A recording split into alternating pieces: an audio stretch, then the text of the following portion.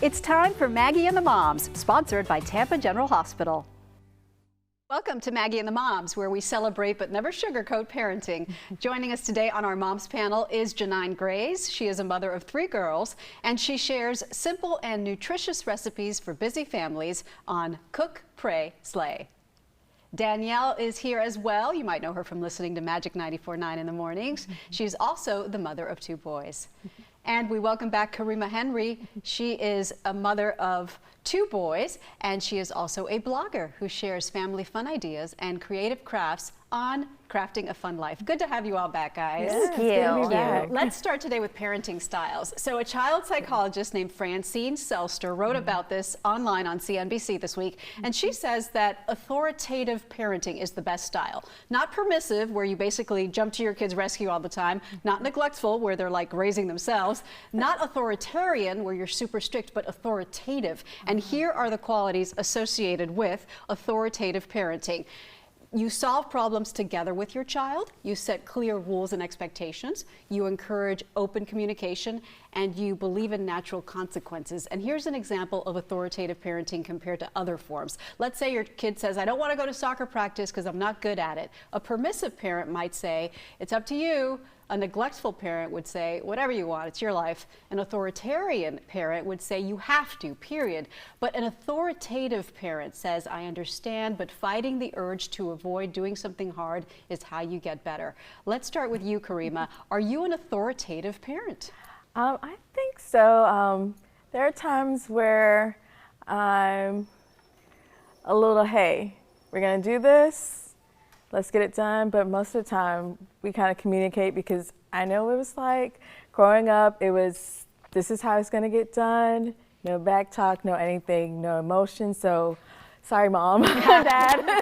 But however, our sons, both our boys, get the opportunity to express how they feel. And if he's upset, he knows there's no judgment. We can talk about it, and I'm not going to punish him for being upset over something. So I kind of have that more of a chill vibe compared to how I grew up. I think your mom would be proud, actually. I hope so. What about you, Danielle? I probably toe the line between authoritative and authoritarian, and I was interested in your example because I wanted to see where I would fall in the soccer example.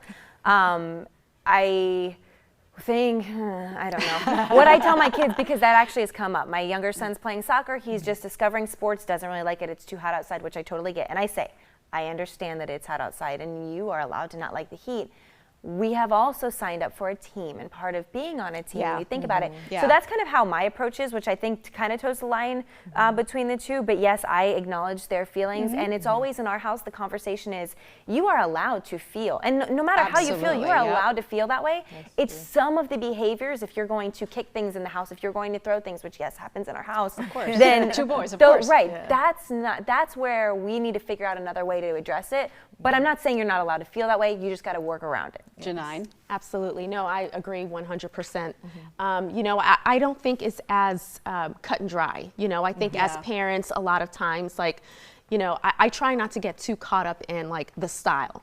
My kids are so different. Like my 3 girls, like they're completely different. So what may work for one may not quite won't be the same approach I use for another. So I just think, you know, it's okay for us to pull from different parenting styles, because our kids are not the same. It's not a one size fits all. So I love that, and I totally agree. I tend to be more authoritarian, but what I like about this article is that if you're somebody who demands blind obedience from your children all the time, what are they learning? They're just learning that you have the most power, so you win every time, and that's not right either. So I like this because, yes, of course, you're strict and you're firm, but if you kind of talk to them about it, explain the reasoning, why you're mad, they understand the rules better, they feel like they can communicate, and I think that's beneficial. So that's what I'm taking.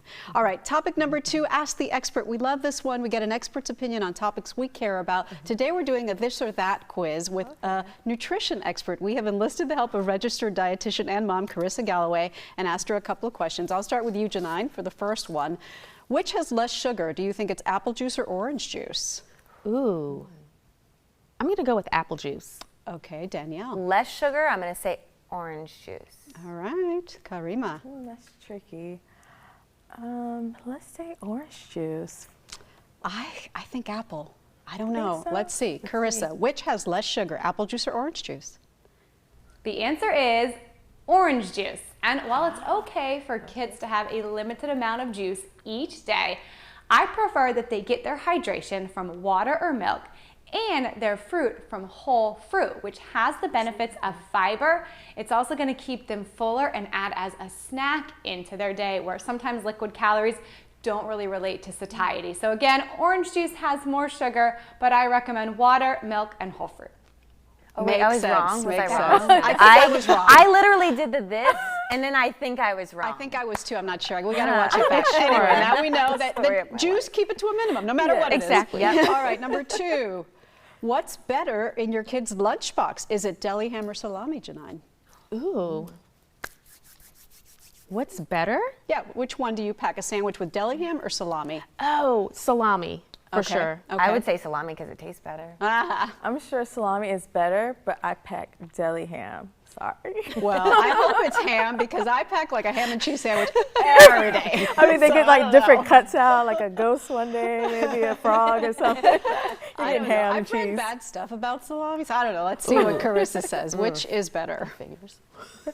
So the answer is deli ham, and as a kid growing up who had salami sandwiches every day, I guess my mom had a little bit to learn, but the reason why is that deli ham is a leaner meat. Now all prepared beef meats are going to be quick and affordable and a convenient source of protein. So it's okay to have those in the lunchbox, but when you're doing so, look for the leaner options like the ham, and then always pick a lower sodium option and top your sandwiches with vegetables.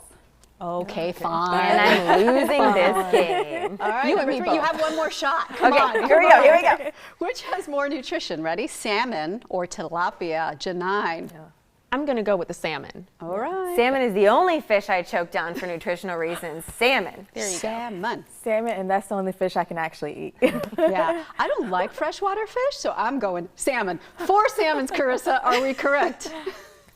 The answer is salmon, salmon, salmon. Yes to the salmon. October is National Seafood Month, so it's a good time for me to get on my soapbox and remind you that we want to aim for at least 2 meals of omega-3 rich seafoods each week.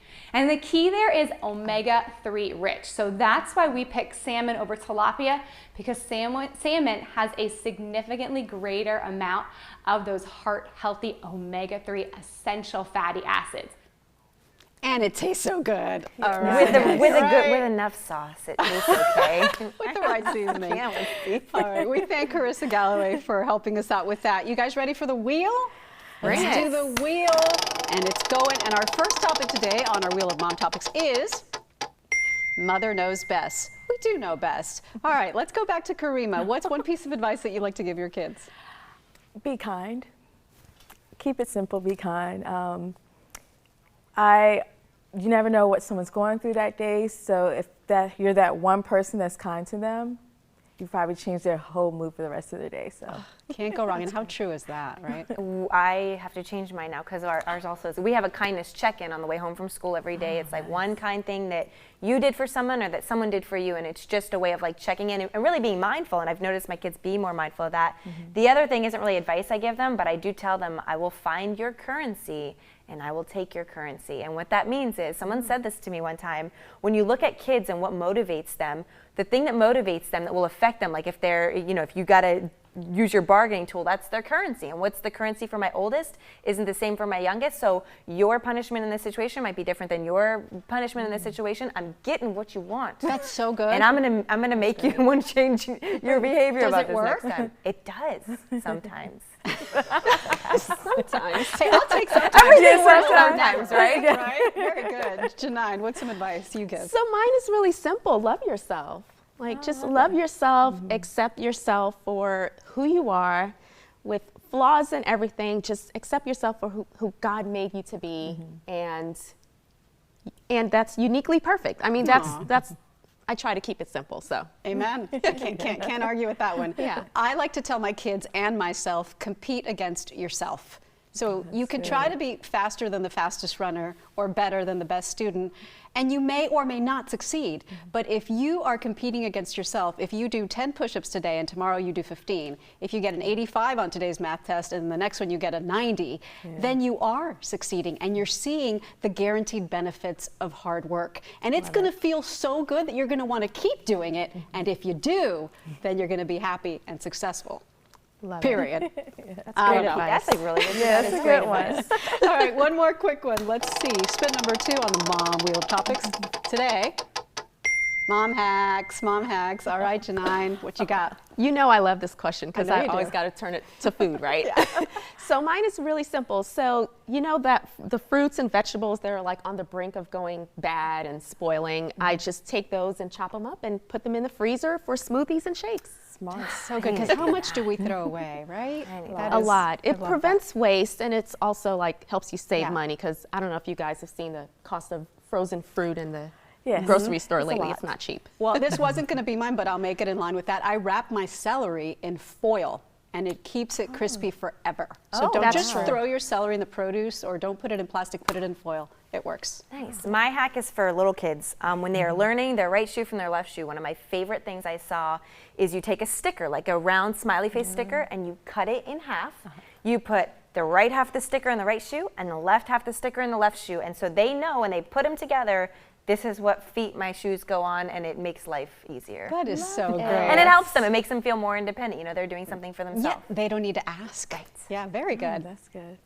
So me, because I do crafts a lot, if you run out of paint, you have markers, stick it in water, and the ink go in the water, and you can use your paintbrush and do it that way and paint. So you kind of get creative if you don't have certain supplies at home. So That's awesome. That's a very good one, and I had no idea that you could do that. Thank you so much. You're Great welcome. having you all here. Thanks for And we want to remind all moms, all women watching out there that October is Breast Cancer Awareness Month. And up next, we will have important information that really every woman should know from our Maggie and the Moms partner, Tampa General Hospital. So stay tuned for that. Daytime will be right back.